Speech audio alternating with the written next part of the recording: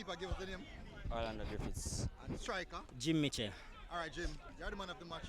The keeper had an outstanding performance just the same show. Want to share the interview.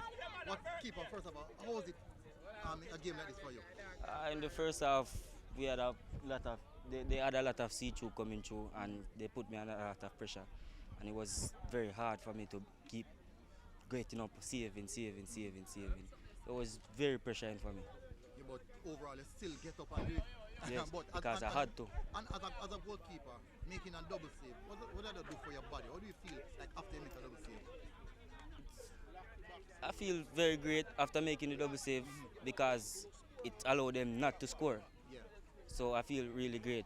Yeah, but does it, like after that, they feel like peeing like after? Not really. Jim, the goal. First of all, you do track and field? No. You do high jump? You don't do high jump? No. So how you jump so high? Just don't know it. But brilliant goal. What was going to man? You see the ball coming across? Yeah, we go up there and get it in our box car. Team are depend on me and them believe in me and I'm a man, so I have to do what I have to do, you know, and get it right. Mega was in the box as well now. Mega bigger and you and tall and you jump way over Mega head to get the ball.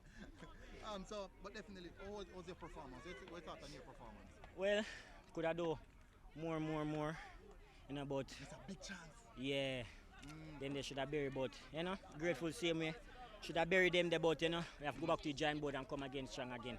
As a striker, how important is mentality in regards to keep focus, keeping positive? Because you miss a chance, we still turn around. You miss two chances, you still turn around and still find the equalizer. Yeah, because my coach said once we miss a chance, I have to laugh it off because I can't get it back again in the car. That already gone, so I have to focus on the next chance where I come and make sure I get the one there right. Keeper, MG made mention of some saves that you made.